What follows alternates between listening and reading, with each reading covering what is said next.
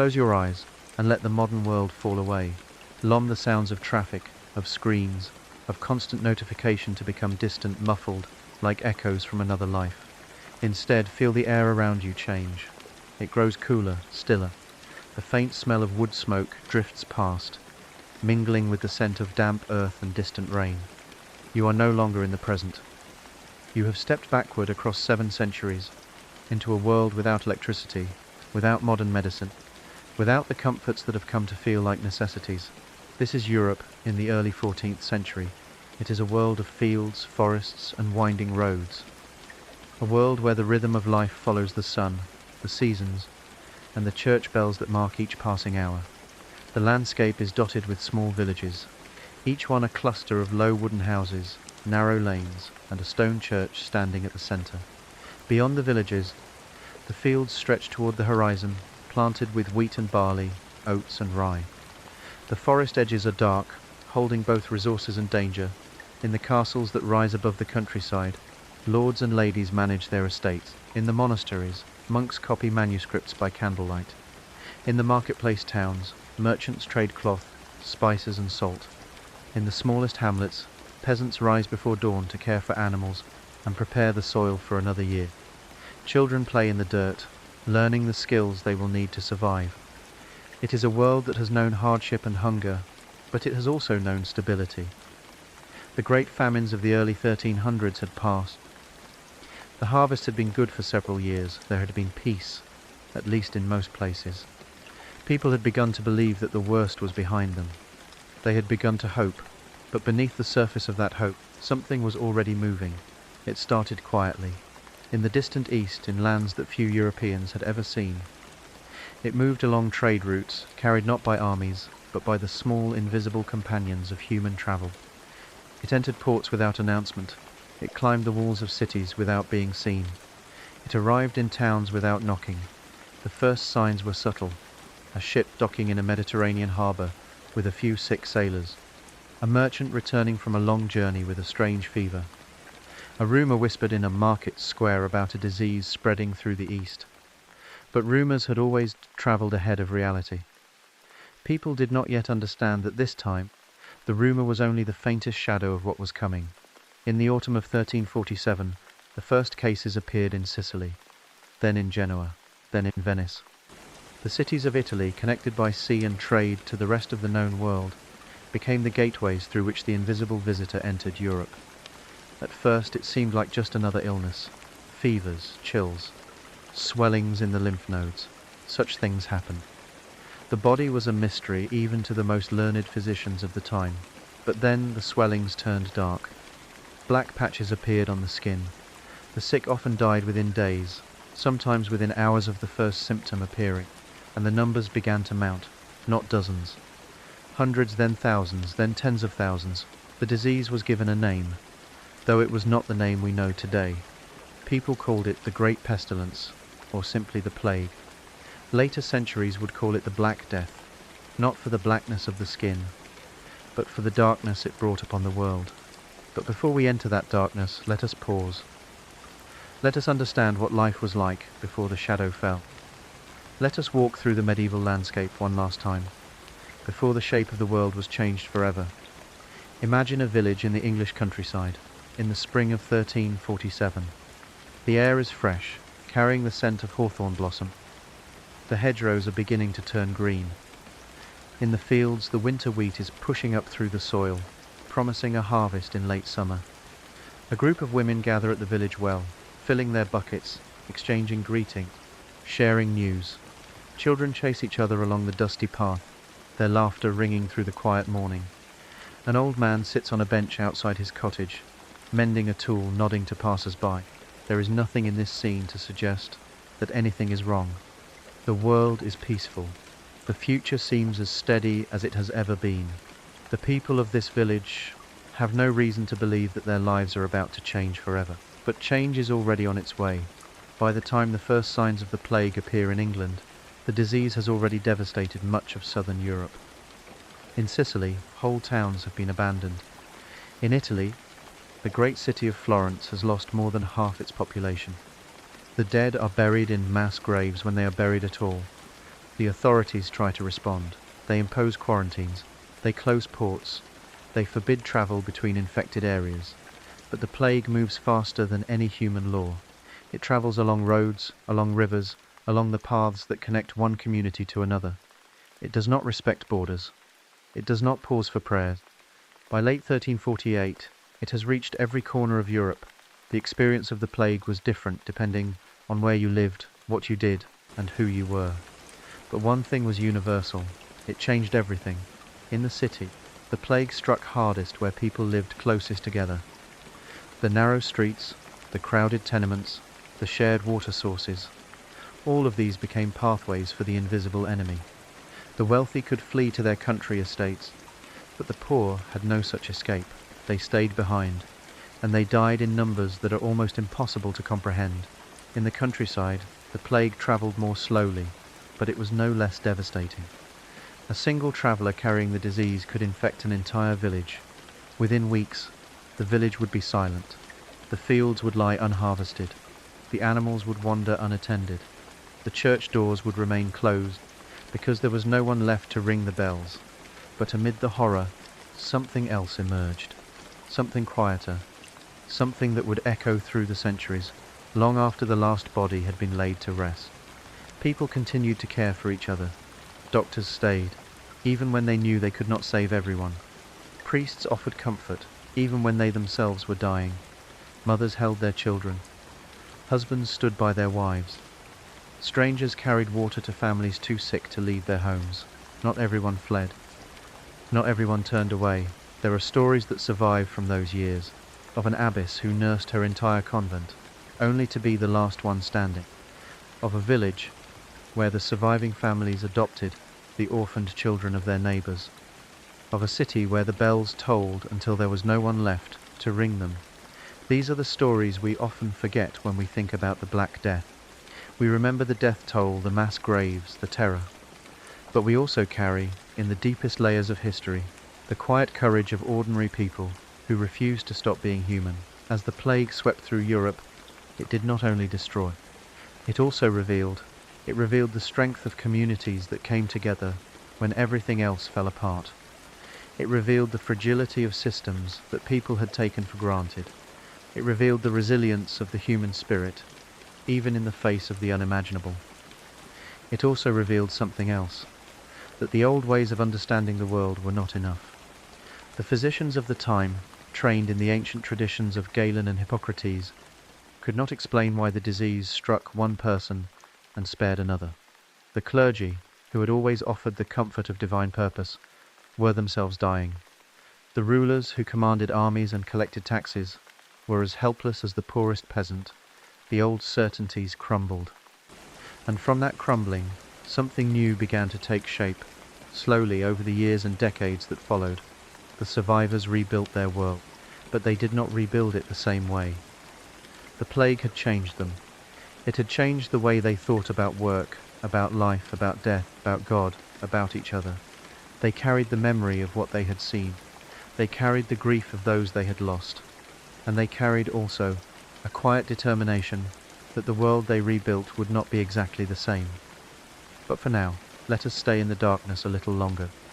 Let us walk through the silent streets of a medieval city during the height of the plague, and understand what it truly meant to live through the worst catastrophe Europe had ever known. The candles have gone out. The bells have stopped ringing. The people have vanished. Only the wind remains, moving through empty houses, carrying no voices, no laughter, no tears. And yet, somehow, somewhere, life continues. Because it must. Because survival is not a choice. It is the only path forward, even when the road disappears into shadow. The city of Florence, in the summer of 1348, had become a place of shadows. The streets that had once been filled with merchants, artisans, and travellers were now nearly empty. The few people who ventured outside moved quickly, keeping their distance from one another, their faces hidden behind cloth. The sounds of the city had changed. Instead of the familiar calls of street vendors, the clatter of carts, and the chatter of crowds, there was now only the occasional creak of a door, the distant cries of someone mourning, and the relentless tolling of church bells. But even the bells began to falter. There were not enough bell ringers left alive to keep the schedule. The city authorities, desperate to contain the catastrophe, implemented strict measures. Sick families were ordered to remain inside their homes. Their doors were marked with a painted cross. Food and supplies were delivered by designated carriers who were forbidden to speak to those they served. The dead were collected at night, loaded onto carts, and carried to mass graves dug outside the city walls. The carts became a familiar sight, so familiar that people stopped looking. One chronicler of the time, a man named Agnolo di Tura, wrote a brief but haunting account of those days. He recorded that he buried 5 of his children with his own hands. He wrote that so many died that everyone believed they were breathing death itself. His words are simple, almost flat, as if the enormity of what he witnessed could not be captured by language. But his words survived, and they remind us that behind every number, every statistic, every cold estimate of the death toll, stood real human beings. Fathers and mothers, children and grandparents, friends and neighbours. Entire families erased from the earth within a handful of days. In the countryside, the experience of the plague was different, but no less traumatic. A village of a few hundred people could be reduced to a few dozen within weeks. The fields, left untended, grew wild with weeds. Livestock wandered into forests, where some became feral. Houses stood empty, their doors swinging open in the wind, their hearths cold. Some villages were abandoned completely. The survivors, if there were any, simply walked away. They left behind everything they had known, their homes, their belonging, the graves of their families. They walked toward towns, toward the hope of a new beginning, carrying little more than whatever they could hold in their hands. The roads of medieval Europe, which had always been dangerous, became even more so. Travelers moved in small groups, wary of strangers. Bandits took advantage of the chaos, preying on those who could protect themselves. But there were also acts of unexpected kindness. A farmer sharing what little food remained, a family taking in orphaned children, a village allowing strangers to bury their dead in consecrated ground. Human nature, under extreme pressure, revealed both its worst and its best. In the cities, the breakdown of normal life led to strange and tragic scenes. In some places, the dead were left in the streets where they had fallen. There was no one left to carry them away. In others, people fled to churches, believing that God might protect them, only to find that the plague followed where they went. The churches themselves became centers of infection. Physicians, trained in the medical theories of the ancient world, were helpless. They bled their patients as tradition demanded. They applied poultices made of herbs and precious stones. They advised patients to maintain a balanced diet and avoid emotional extremes. Nothing worked. The disease followed its own mysterious path. Some doctors refused to visit the sick at all. Others stayed until they themselves fell ill. The clergy also faced an impossible choice. Should they continue to administer last rites to the dying, knowing they could become infected? Should they abandon their flocks to save themselves? Many did leave, but many others stayed, offering what comfort they could, and dying alongside those they served. This contrast would leave a lasting mark on European society. People had seen their leaders flee. They had seen the church, which had promised salvation, unable to protect them. They began to question the structures of authority they had once accepted without question. The Black Death did not only kill people, it killed trust. But even as trust crumbled, something else began to grow. A strange and fragile intimacy with death itself. People had always known that death was near. In the Middle Ages, life was short and uncertain, but the Black Death brought death closer than ever before. It became a constant companion, a presence in every room, a shadow that followed every step. Some people responded by living wildly. They abandoned work, abandoned piety, abandoned caution.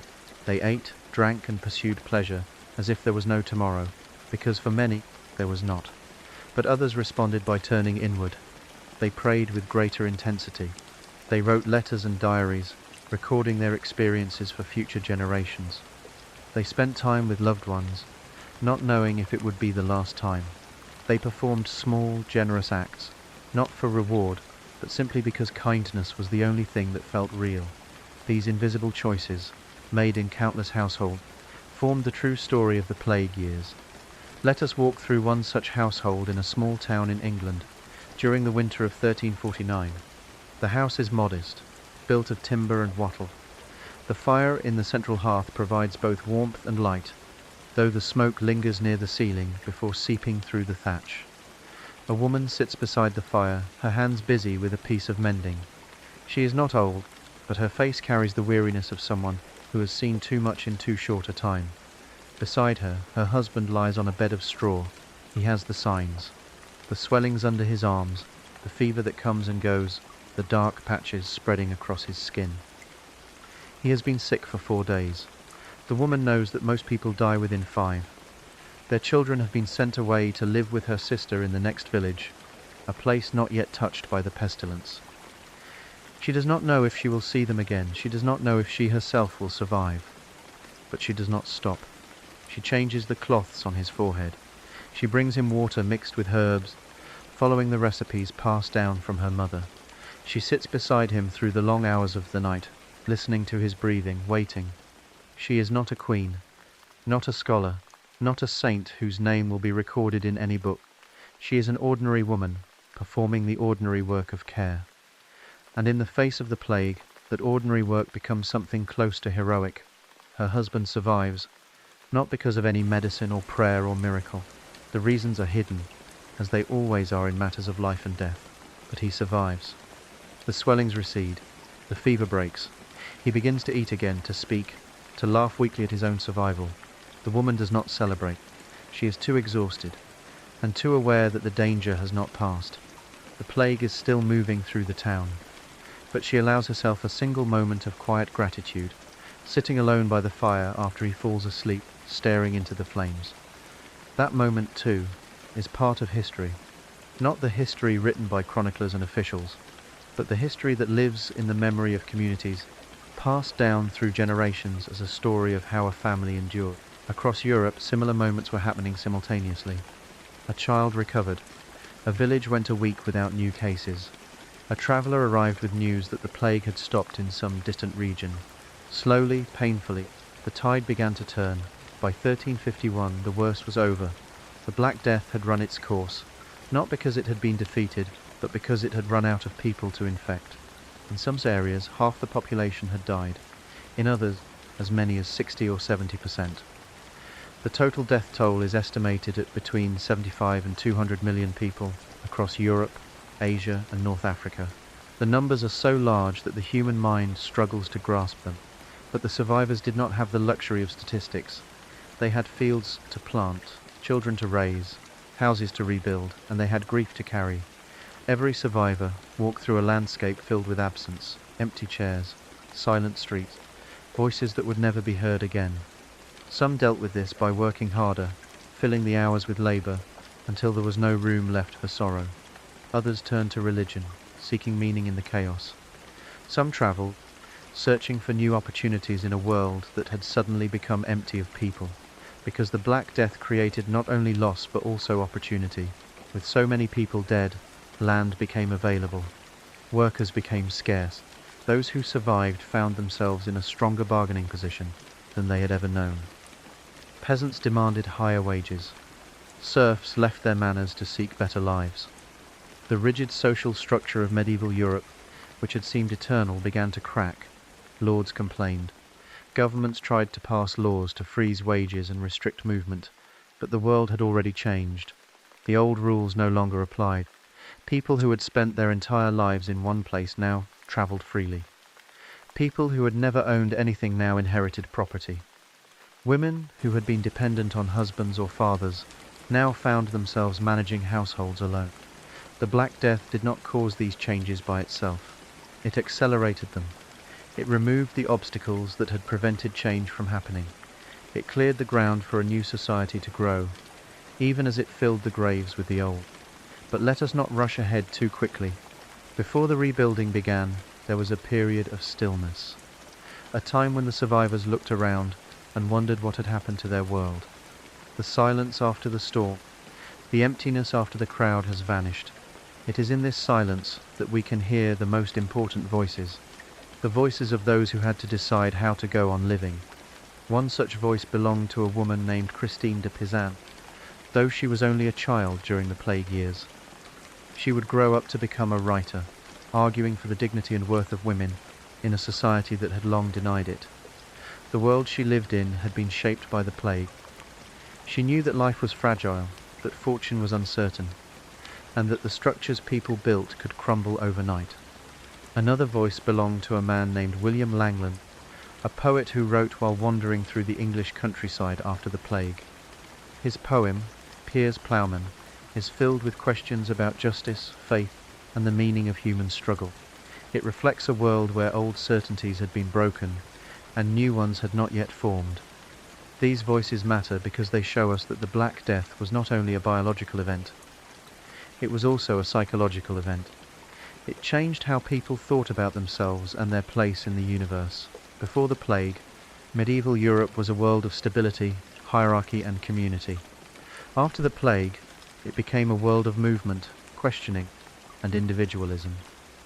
Not overnight, and not everywhere equally, but the seeds of the Renaissance were planted in the soil enriched by the dead. We can hear those seeds begin to sprout in the art that followed the plague. Painters turned away from the flat, symbolic style of earlier centuries and began to depict the human body with greater realism. They painted pain, they painted grief, they painted the fragility of life. Their work was not morbid, it was honest. It was born from the recognition that beauty and death are everywhere intertwined. We can see it in the architecture too. The great cathedrals that were built after the plague were lighter, more open, filled with windows that let in the sun. The Gothic style had been developing for centuries, but after the plague, it reached its fullest expression. Perhaps the survivors wanted their churches to feel less like fortresses and more like homes for the soul. We can also see it in the economy, where labor became more valuable, where innovation began to replace tradition, and where the old feudal relationships gave way to something more fluid. The world after the plague was not a better world for everyone, but it was a more flexible one, a world in which the ordinary person had more room to move. But let us return to the quiet moments, because the loud changes are easy to see. It is the quiet ones that are easy to miss. A grandmother teaching a child how to plant beans in a newly cleared field, a village holding its first market day since the plague passed. Two neighbours sharing a meal in the open air, laughing nervously at how strange it feels to be alive. A young man deciding to become a carpenter because his father had died and the family needed someone to carry on.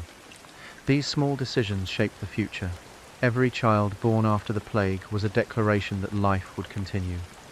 Every field replanted was an act of hope. Every wedding celebrated in the shadow of so many funerals was a statement that love could survive loss. The Black Death was not the end of the medieval world. It was a turning point. A door through which humanity had to pass, carrying both its dead and its dreams. And what of the plague itself? What happened to the disease that had caused so much suffering? It did not disappear, it returned, again and again, in smaller waves, for centuries. The Great Plague of London in 1665 was a direct descendant of the same disease. But never again did it strike with the same ferocity as the first time. Perhaps the population became more resistant. Perhaps changes in living conditions reduced its ability to spread. Perhaps the deep memory of what had happened made people react faster, quarantine earlier, build better defences. Whatever the reason, the Black Death remained in Europe as a recurring visitor, but never again as a conqueror. It retreated into the shadows, waiting, until eventually it became history, a chapter in the story of human civilization, a memory carried in books, in art, in legends, and in the ancient genetic material of the people who survived. Today we study it with science. We know its cause, a bacterium, Yersinia pestis. We know its carriers, fleas living on rats. We know how it spread, along trade routes, crowded cities, across medieval roads. We know how many died, more than any other catastrophe in human history up to that point. But we can also know it in another way. By closing our eyes and imagining ourselves in a village, in a city, in a room where someone we love is breathing through the fever. By listening to the silence after the bells have stopped. By witnessing the courage of ordinary people who continued to care, to hope, to rebuild. The Black Death was a wound in the human story. But like many wounds, it healed. leaving behind a scar that has shaped everything that came after. And as we prepare to leave this time behind, let us remember not only the darkness, but also the light that appeared within it. In the fields, the wheat is growing again. In the villages, children are learning to laugh. In the workshop, craftsmen are building new tools for a world that demands new ways of living. The plague has passed, not because it was defeated, but because it had run its course. And the people who remain are already beginning the long work of restoration. They will not be the same. They carry memories that will never fade. But they are alive, and being alive, after so much death, is itself a kind of triumph. We will follow them into the quiet years of rebuilding. But first, let us rest here, in the stillness that follows a storm. Let the images of the plague years fade gently into darkness. The candles have burned low. The voices of the dead have become whispers. The world is waiting for the dawn. And for now, that is enough. The survivors woke to a world that had become unfamiliar. The morning light revealed villages where half the houses stood silent. Fields that had been tended for generations now grew wild. Roads that had once connected thriving communities now led to places that no longer existed. The familiar landmarks remained. The church tower, the mill, the old oak tree at the crossroads. But everything else had shifted. Those who lived through the plague years emerged into a landscape of absence. Every empty house held the memory of a family. Every unharvested field told a story of interrupted labor. Every silence in the village square was once filled with voices that would never return. And yet, the survivors did what survivors have always done. They began again. The first task was simple: count who remained. Families gathered what was left of themselves. A mother and her youngest child. An elderly couple whose adult children had all perished. A young man who had lost his parents and sisters, but found himself responsible for a farm he had never expected to inherit. The shape of every household had changed. People had to learn new roles, take on new responsibilities, and find new ways to live together. In some places, the losses were so severe that villages could no longer function. A handful of people could not maintain the fields, the roads, the common lands that had supported the community for centuries. They made difficult decisions.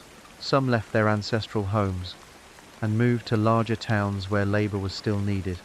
Others merged with neighboring villages, creating new communities from the fragments of old ones. The land itself became a source of both grief and opportunity. With so many dead, there was suddenly enough land for those who remained. A peasant who had spent a lifetime working strips of soil that belonged to a lord could now claim more land than his family had ever possessed. A widow who had expected to spend her old age in dependence suddenly found herself managing acres of farmland, livestock, and resources she had never controlled before. The world turned upside down. The old social order had depended on scarcity. There were more peasants than land, more workers than opportunities, more people than resources. This imbalance had kept the feudal system stable for centuries. Lords held power because they controlled land, and peasants accepted their place because there was nowhere else to go. After the plague, that calculation changed. Workers became rare. A farmer who had once been grateful for any wages could now demand 3 times as much. A servant who had been bound to a household could now leave and find better conditions elsewhere. A laborer who had never owned anything could now negotiate for a share of the harvest. The ruling classes were alarmed. They had lost their workers, their tenants, their source of income. They tried to pass laws to force people back into their old roles. In England, the Statute of Labourers in 1351 attempted to freeze wages at pre-plague levels. Similar laws appeared across Europe, but laws could not change the new reality. People had tasted freedom, and they would not easily give it up. Some lords responded by offering better conditions to attract and retain workers. Others abandoned farming altogether and converted their land to sheep pastures, which required far fewer labourers. This shift would have enormous consequences in the centuries to come, transforming the English countryside and displacing thousands of families. But for the survivors of the plague, these larger historical forces were distant concerns. Their world was smaller. Their immediate needs were more pressing. A woman in a French village, whose husband had died in the plague, now had to decide whether to stay on the land he had worked or move to the nearest town. where she had heard that weavers were needed. She had 2 children, some savings, and a small plot of vegetables. Her mother, who lived nearby, urged her to stay. Her brother, who had moved to the city years before, sent word that there was work and housing. She lay awake at night, weighing the options, listening to the wind moving through the empty houses around her. This was the quiet drama of the post-plague years. Millions of individual decisions, made by ordinary people who had never expected to have choices at all. The world after the plague was not a world of grand revolutions and dramatic changes. It was a world of small movements, slight shifts, gradual adjustments. But these accumulated, over decades, into something new. One of the most significant shifts occurred in the relationship between people and the church. Before the plague, the church had been the center of both spiritual and community life. People attended Mass, paid tithes, sought blessings, and expected the clergy to guide them through the mysteries of existence. The church offered explanations for suffering and hope for salvation. It was the source of meaning in a world that offered little certainty. The plague shattered that trust. People had prayed. They had processed through the streets, begging for mercy. They had donated money, performed penance, and followed every instruction their priests gave them. And still they died. The clergy died alongside the laity. The churches could not protect anyone. The prayers seemed to go unanswered. Some survivors turned away from religion entirely. They had seen too much to continue believing in a loving God who allowed such suffering. Others turned toward a more personal, intense form of faith. They sought direct connection with the divine, bypassing the institutions that had failed them.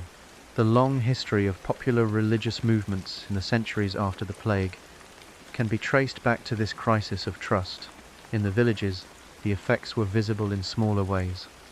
Fewer people attended Mass. Donations to the church declined. The authority of priests, once unquestioned, was now openly challenged by people who had faced death and found their own strength. A farmer in Germany reflecting on the plague years was recorded as saying, "God did not save us.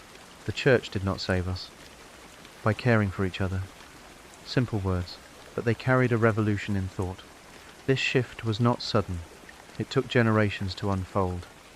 But the seeds of the Reformation, which would tear Europe apart 2 centuries later, were planted in the soil of the plague years. Another shift occurred in the world of work. Before the plague, most people had followed the occupations of their parents. A farmer's son became a farmer.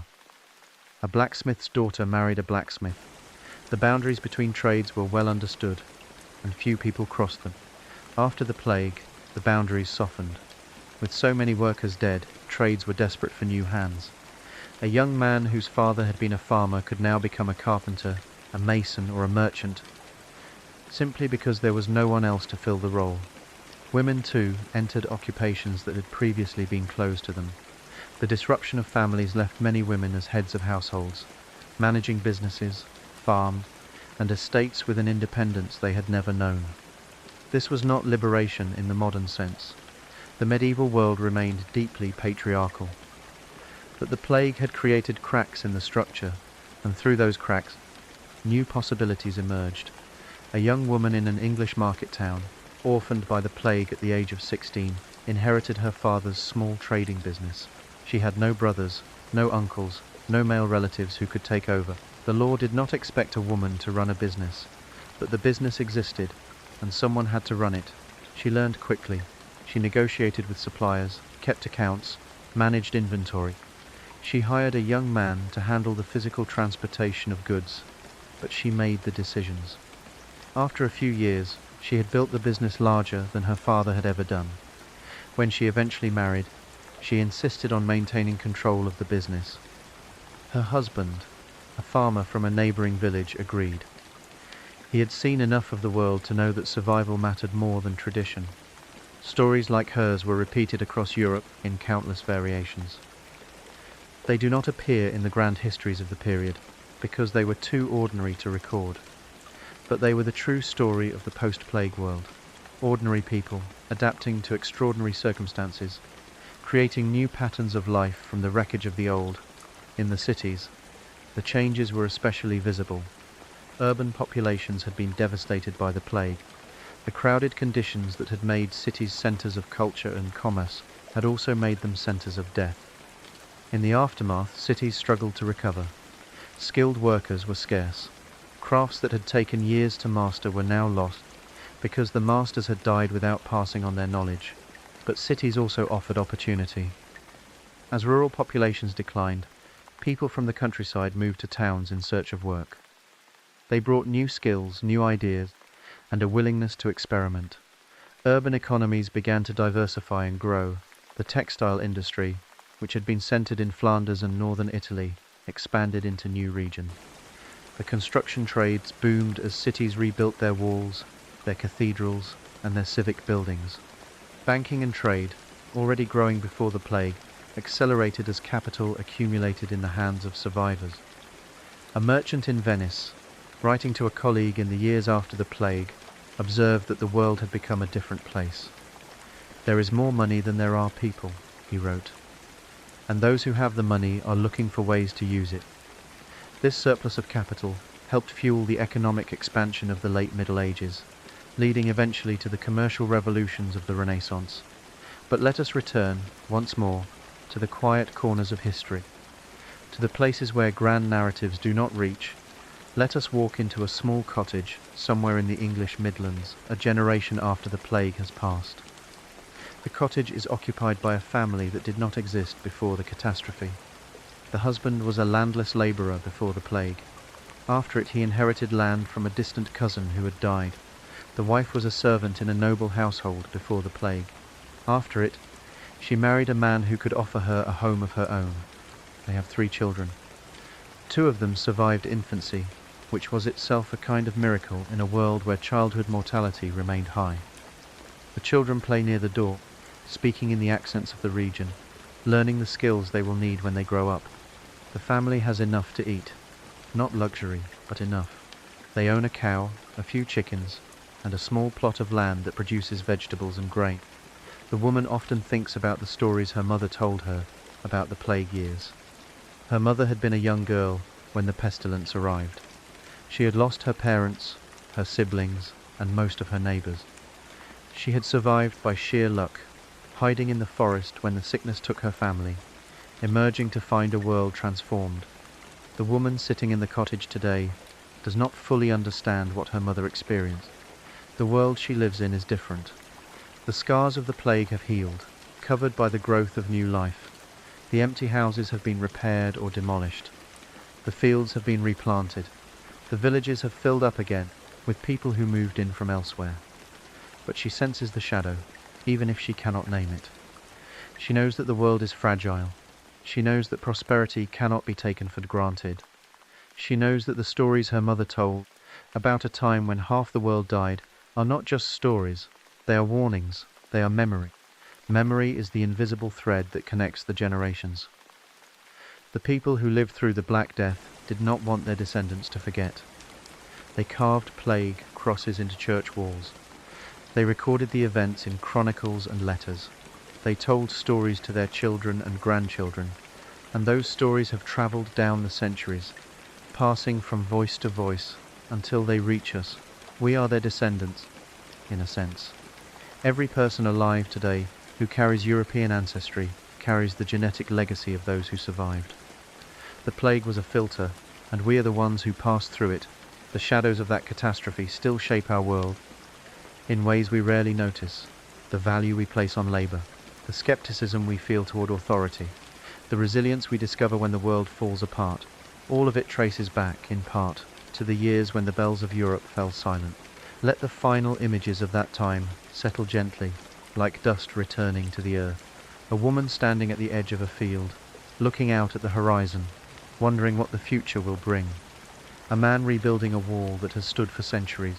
A child born into a world that has known death, but does not fear life. The plague has passed. The memory remains. And the world, battered and changed, continues its long journey forward. The changes that followed the plague were not only visible in the fields and marketplaces. They reached into the deepest chambers of the human heart, reshaping how people understood themselves, their lives, and the meaning of their brief time on earth. Before the plague, death had been a familiar presence in medieval life. People died young, died often, died in ways that modern medicine has made rare. But death had also been predictable. It followed a known rhythm. The old died, the sick died, the unlucky died in accidents or violence. But most people could expect to reach adulthood, to marry, to raise children, to grow old enough to see their grandchildren. The plague changed that expectation. Death became random. It struck without pattern. It took the young and the strong as often as the old and the weak. It entered homes without warning and chose its victims without apparent reason.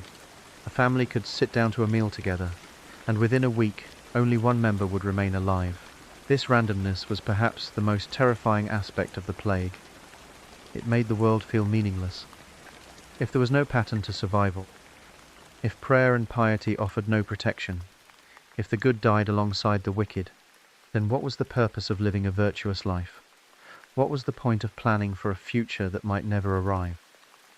Some people responded by abandoning all restraint. The chronicles of the period are filled with accounts of lawlessness, debauchery, and disregard for social norms. If life was short and uncertain, they reasoned, then the only sensible response was to enjoy whatever pleasures remained. But others responded by deepening their commitment to the people around them. If life was fragile and unpredictable, then every moment of connection mattered. Every act of kindness carried weight. Every relationship became precious, precisely because it could end at any moment. This tension between despair and devotion, between hedonism and holiness, defined the emotional landscape of the post-plague world. It gave rise to new forms of art, new ways of thinking, and new questions about the nature of existence. In the cities of Italy, where the plague had struck with particular ferocity, a new cultural movement began to stir. It would later be called the Renaissance, but at its heart it was something simpler, a renewed interest in life itself. Painters turned their attention to the human body, not as a symbol of sin and frailty, but as a vessel of beauty and strength. They studied anatomy, perspective, and light. They painted living people, not flat icons. Writers began to explore the inner world of human experience. They wrote about love, loss, ambition, and doubt. They created characters who were not simply good or evil, but complicated, conflicted, deeply human. The great poet Francesco Petrarca, who lived through the plague years, lost his beloved Laura to the pestilence. His grief found expression in sonnets that captured both the pain of loss and the beauty of what had been lost. His work spoke to a generation that had experienced the same grief in countless variations. In the decades after the plague, a new attitude toward time began to emerge. Before the catastrophe, most people had viewed time as circular. The seasons repeated. The church calendar followed the same cycle of feasts and fasts each year. Life was understood as a pattern of renewal, in which each generation followed the one before. After the plague, time began to feel more linear. There was a before and an after.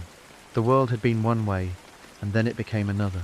People began to think in terms of progress, of change, of building something new rather than preserving something old. This shift was subtle at first. A merchant keeping more detailed records of his accounts, a lord commissioning a portrait of his family, a village building a new church in a style that had not been seen before. Each of these acts reflected a quiet belief that the future would be different from the past, and that human effort could shape that future. The plague had destroyed the old world. But destruction, as terrible as it is, also creates space for creation. In the fields of Europe, new crops were being planted, new tools were being tested, new methods of farming were being developed to produce more food with fewer workers. The labor shortages that followed the plague forced innovation. People had to find ways to do more with less. In the workshops of the cities, new techniques were being refined. Glassmakers, metalworkers, weavers, and carpenters pushed the boundaries of their crafts. They experimented with materials, designs, and processes. They learned from each other, traveled between cities, and shared knowledge in ways that had been rare before the plague. In the universities, scholars began to question the ancient authorities that had dominated medieval thought for centuries. They read Aristotle with fresh eyes. They conducted observations of the natural world.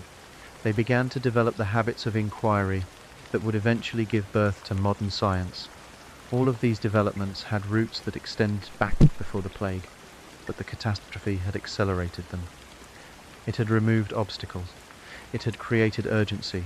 The world after the plague was not a blank slate, but it was a slate on which much had been erased, leaving room for new writing.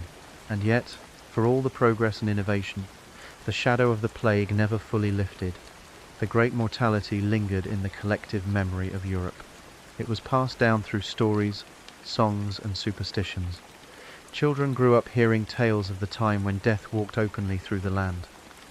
They learned to fear the sudden fever, the swelling under the arm, the dark spots that signaled the end.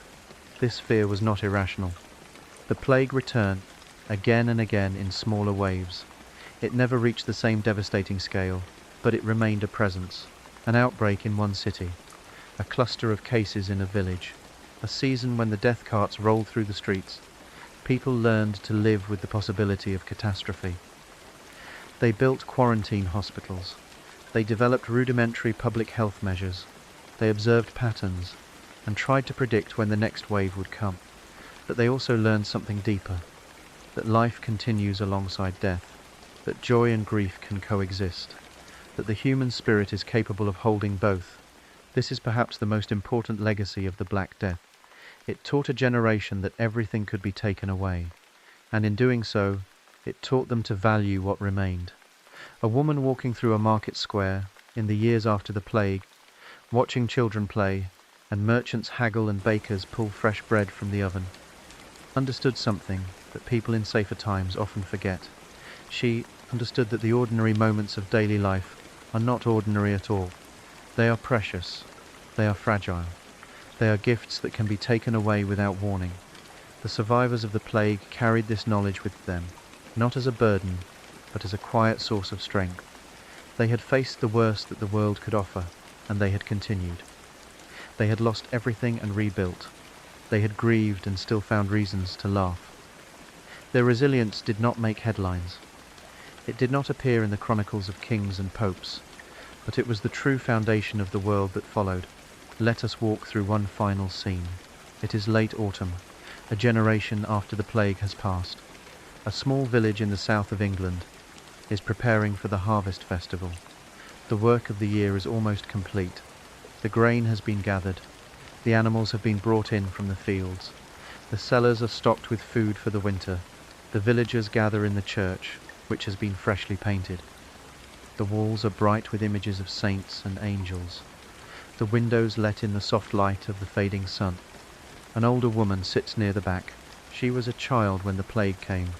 She remembers the silence, the absence, the faces that disappeared.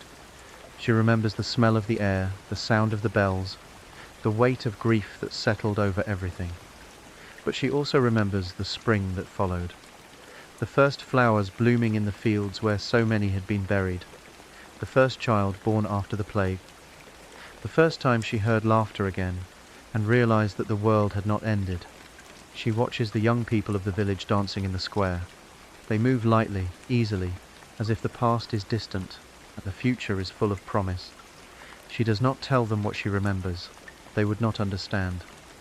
But she knows that the world they are building is built on ground that was watered by tears, and she knows that they are strong, even if they do not know it themselves. The festival begins. Music fills the air. The smell of fresh bread and roasting meat drifts through the village. The laughter rises, spiraling upward into the evening sky, and the old woman closes her eyes for just a moment, allowing herself to feel the fullness of this ordinary, extraordinary moment. The plague had passed, the world had changed, and life, stubborn and beautiful, had found a way forward. The centuries that followed the Black Death were not a single steady march toward progress. They were uneven, marked by setbacks and struggles, by moments of darkness and flashes of light. But the trajectory, viewed from the distance of time, is clear. The world after the plague was a world in motion. The old certainties had been broken. The feudal system, which had bound people to the land and to their lords for generations, continued to weaken. Serfdom, already in decline before the plague, became increasingly difficult to maintain. Peasants who had survived the catastrophe were unwilling to return to the old ways of submission. They had seen the ruling class flee while they stayed. They had buried their own dead. They had rebuilt their lives with their own hands. They no longer believed that lords were essential to their survival. In England, the Peasants' Revolt of 1381 was a direct consequence of this changing consciousness. For a brief, violent moment, the ordinary people of England rose up against the taxes, the restrictions, and the injustice they had endured for generations. The revolt was crushed, its leaders executed, but the memory of it lingered. The ruling class had been reminded that the people beneath them were not passive. They could organize, they could fight, and they could demand change. Similar uprisings occurred across Europe. In France, the Jacquerie. In Italy, the Ciompi revolt in Florence. Each was different in its causes and outcomes, but all shared a common root. A population that had faced death and was no longer willing to accept suffering without question. The political landscape of Europe shifted slowly, almost imperceptibly, over the generations that followed. The centralized nation-states that would dominate the early modern period began to take shape. Monarchs consolidated power, often at the expense of the nobility that had been weakened by the plague. Standing armies replaced feudal levies. Bureaucracies replaced personal loyalties. The medieval world of fragmented loyalties and overlapping authorities gave way to something more ordered, more controlled, and in many ways more impersonal. But this centralization also brought benefits. Trade routes became safer. Laws became more uniform. The movement of goods and ideas accelerated. The cities that had been devastated by the plague began to recover and grow, drawing in people from the countryside with the promise of opportunity. By the middle of the 15th century, Europe had largely recovered its pre-plague population levels. The scars remained, but they had been covered by the growth of new life. The great wave of rebuilding that followed the catastrophe had transformed the landscape. New churches, new town halls, new bridges and new roads rose across the continent, built in styles that reflected a changing sensibility. The Renaissance, which had begun in Italy in the decades after the plague, spread slowly northward. It carried with it a new attitude toward human potential. The great thinkers of the age turned their attention to the possibilities of life on earth, not only the promise of salvation after death. They studied the natural world, the human body, the movements of the stars. They asked questions that had not been asked for centuries. This intellectual flowering was not separate from the experience of the plague. It was in many ways a response to it. The survivors had looked into the abyss and seen that life was brief and uncertain. They had concluded that it must therefore be lived fully, explored deeply, and celebrated while it lasted. The art of the period reflects this attitude. The paintings of the early Renaissance are filled with light, color, and a sense of wonder at the beauty of the created world. The faces in these paintings are not generic saints but specific individuals with unique features, expression, and personalities. The artists had learned to see the human being as a subject worthy of attention. The literature of the period, from Boccaccio's Decameron to Chaucer's Canterbury Tales, captures the complexity of human experience. These works are filled with humor, tragedy, irony, and wisdom. They acknowledge the darkness of the world without surrendering to it.